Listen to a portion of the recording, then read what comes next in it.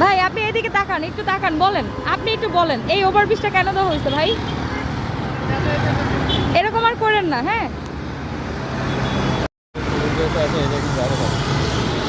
আমার প্রশ্ন হচ্ছে, এই যে একটা ওভারব্রিজ বানিয়েছে সরকার কয়েক কোটি টাকা খরচ করে, এই ওভারব্রিজটা কোন কাজে আসবে যদি এই ভদ্রলোক এইভাবে রাস্তা পার হইতে চায়?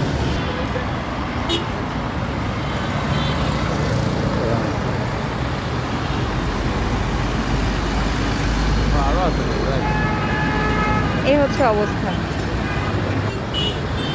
তারা যদি এইভাবেই রাস্তা পারাপার হবে, এখন যদি কোনো অ্যাক্সিডেন্ট হয় তার ড্রাইভার কে নেবে?